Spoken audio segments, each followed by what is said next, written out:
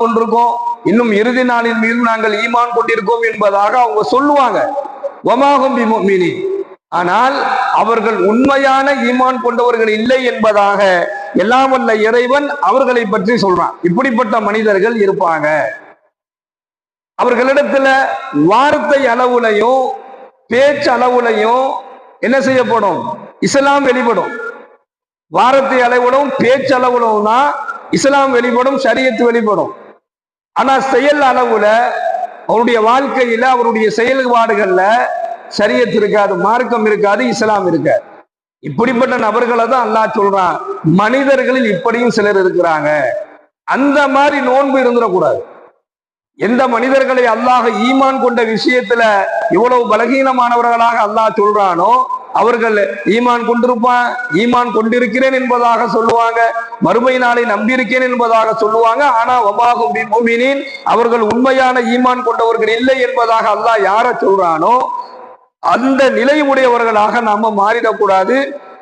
ஈமான் கொள்ளக்கூடிய விஷயத்திலையும் அல்லாஹ் மீது வைத்திருக்கக்கூடிய நம்பிக்கையினுடைய விஷயத்திலையும் அல்லாஹ்வினுடைய கட்டளைகளை நிறைவேற்றக்கூடிய விஷயத்திலையும் அப்படி நிறைவேற்றக்கூடிய ஒரு முக்கியமான கடமை தான் எதிர்வர இருக்கக்கூடிய நோன்பு. அப்ப அந்த நோன்புல ஈமானும் இறையச்சமும் நம்பிக்கையும் முழுமையாக இருக்கும் பொழுது ரப்புல் ஆலமீன் அந்த நோன்பை பரிபூரணமாக அங்கீகரித்துக் கொள்கின்றான். அருமையான சகோதரர்களே, நோன்பு ஒரு மகத்துவமான ஒன்றாக அல்லாஹ் நமக்கு வழங்கியிருக்கிறான்.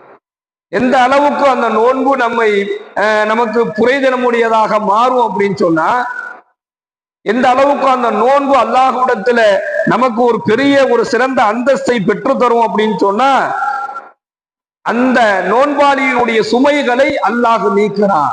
நோன்பாளிகளுக்கு இருக்கக்கூடிய சுமை இருக்குதுல, சுமைனா என்னங்க?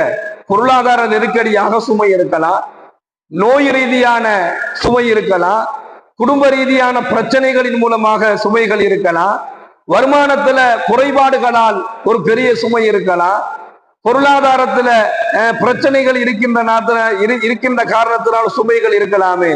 இந்த சுமைகளை நோன்பு திருத்து வச்சிடும். ஒரு நோன்பாளியினுடைய சுமைகளை அல்லாஹ் அந்த சுமைகளை அகற்றி விடுகின்றான். ஒரு நோன்பாளியினுடைய கஷ்டத்தை அல்லாஹ் என்ன செய்யறான்? சரி செஞ்சு விடுறான்.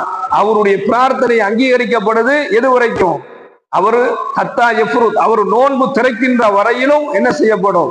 அவர் கேட்கக்கூடிய பிரார்த்தனைகள், துஆக்கள் எல்லாம் அல்லாஹ்விடத்துல உடனடியாக அங்கீகரிக்கப்படுகிறது என்பதாக நோன்பினுடைய மகத்துவத்திலிருந்து நாம் பார்க்கின்றோம். இப்ப கண்ணியமிக்க சகோதரர்களே, அல்லாஹ் தன் மீது நம்பிக்கை வைத்த அடியானை எப்போதும் அல்லாஹ்